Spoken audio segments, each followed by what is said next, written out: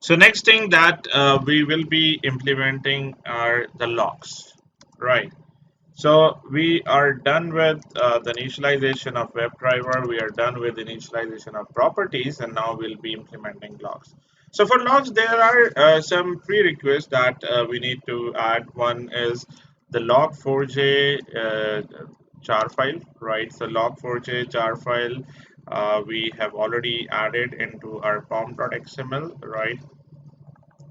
So this is the log4j initially we have added over here, right? This is you can get it from MVN repository, right? And after adding this, you need two log files. One is application log, one is Selenium log, right? We that we have already added. In application, we'll be adding the manual logs, uh, and in Selenium, it will be auto-generated logs, right, for our request and responses. Then you would be needing uh, a log4j property files. This is a standard file provided by Apache that contains your log4j appender. So I'll take it from one of my project and I'll just copy this and paste it over here in your source folder. Right. So what these appenders it contains like the path where you need to actually create your logs. So path you can again copy it from here to your application and the Selenium logs. I'll just gonna copy the path for Selenium logs first. So in this file you just need to change the path. Right. Change the path for Selenium logs and do the same thing for APM log, sorry, application logs over here, right? And then the maximum size for the file will be 5000 KB. If it exceeds, the backup indexes will be created, and this will be a standard pattern layout, right? Which will be right. So then append false means that next time when you run the project, the logs will be overwritten, right?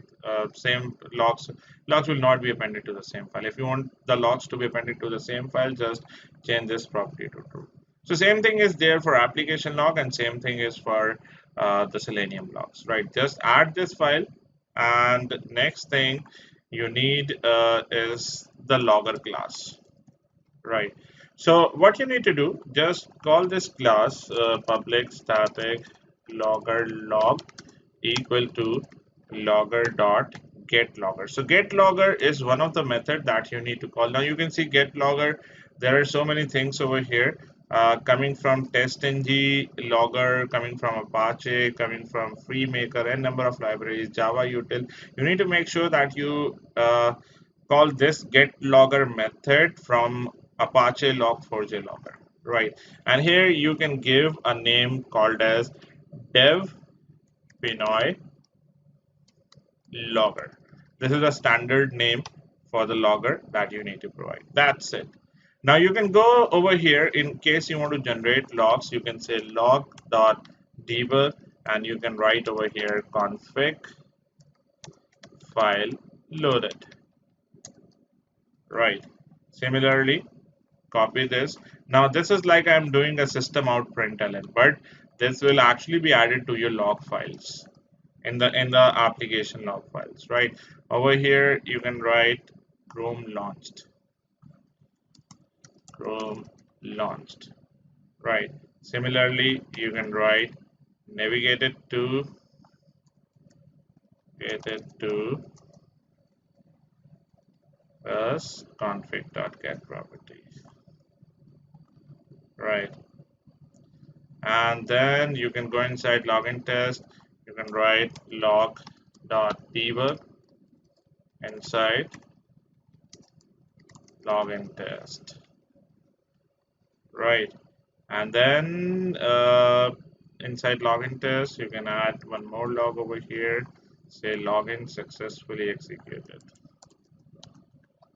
Successfully executed, right? Then you can go to your base and then say log.table test execution completed, right, like this, right? So these are the things required. Now if I again run this project, you're going to see the logs will start generating. See, now we are not getting the log4j warning, right?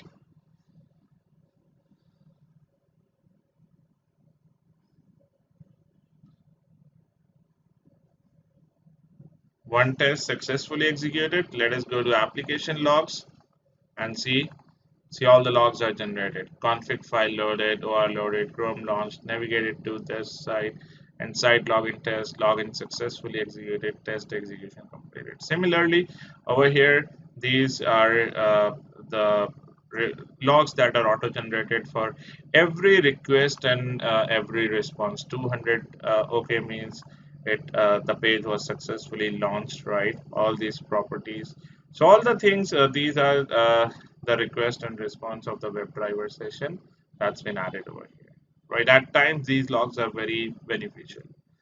So this is how we can actually implement log4j and we can initialize it to our base class.